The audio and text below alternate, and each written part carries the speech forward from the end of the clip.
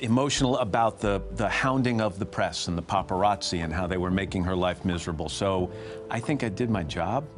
Matt Lauer was once America's most trusted morning anchor, earning a staggering $25 million a year on NBC's Today Show. But behind the polished exterior and the charming smile lay a dark secret that would eventually dismantle his career and his legacy in a matter of hours. In November 2017, a single complaint changed everything. Within 24 hours, he was fired and banned. Today, here at Prestige Buzz, we're revealing the rise, the shocking fall, and the quiet, secluded life Matt Lauer leads now. The making of a broadcaster. Born in New York City in 1957, Matt Lauer's life was always a balance of image and work ethic.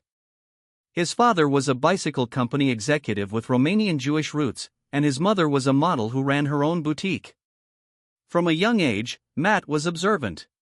He watched his grandfather, Art Gentry, a professional singer, command stages during the golden age of music. He learned early that success wasn't just about what you said, it was about how you made an audience feel. In 1979, Lauer made a move that defined his go-getter persona. He dropped out of Ohio University just 4 credits short of a degree to take a job as a producer in West Virginia. He didn't want a diploma, he wanted the desk. By age 22, he was already an on-air reporter. Throughout the early 80s, he jumped from Richmond to Providence to New York, hosting PM Magazine. He was adaptable, polished, and hungry. The rise to the top. By the early 90s, Lauer was a workhorse. He was juggling gigs for ESPN, HBO, and local New York news simultaneously. In 1992, WNBC gave him a lifeline as a co-anchor for Today in New York. His energy was undeniable, he was smooth, dependable, and possessed a human touch that resonated with viewers. On January 6, 1997, Lauer was promoted to co-anchor of the national Today Show, replacing the legendary Bryant Gumbel. Alongside Katie Couric, Lauer became a household staple. Their chemistry was electric, and the ratings soared. He became the hunk next door who could transition seamlessly from interviewing a world leader to laughing with a Hollywood star. During this time, he finally returned to Ohio University to finish those final 4 credits, delivering the commencement speech to the class of '97. It seemed his life was a perfect upward trajectory. A marriage under pressure. While his career was peaking, Lauer met Dutch model Annette Roque on a blind date in 1997. They married in 1998 and eventually had 3 children, Jack, Romy, and Tejas. To the public, they were the ultimate power couple. However, the facade cracked in 2006. While pregnant with their 3rd child, Annette filed for divorce, accusing Matt of mental abuse, emotional distress, and controlling behavior. She described a man with extreme anger and hostility, a far cry from the friendly face Americans woke up to. Though she withdrew the petition weeks later to try and save the family, the damage was done. For the next decade, they lived what friends described as separate lives behind the gates of their Hamptons estate.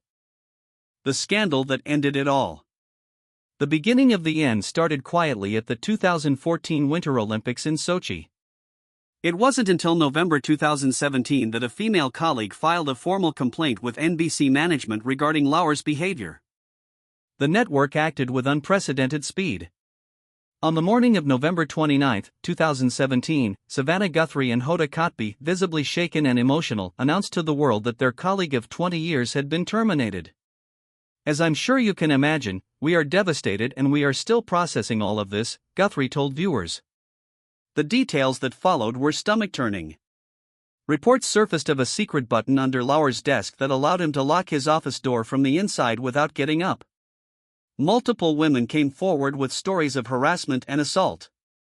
In 2019, Ronan Farrow's book Catch and Kill detailed an allegation of rape from former producer Brooke Neville regarding the Sochi trip.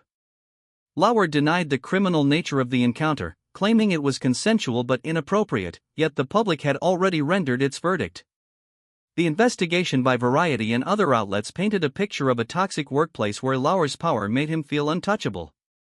He allegedly gave inappropriate gifts, exposed himself to colleagues, and used his influence to silence those who might speak out. NBC fired him for cause, meaning he didn't receive a penny of the $20 million remaining on his contract. Where is Matt Lauer now? After the firing, Lauer became a ghost. He retreated to Stronghart Manor, a $36 million Hamptons estate he purchased from Richard Gere.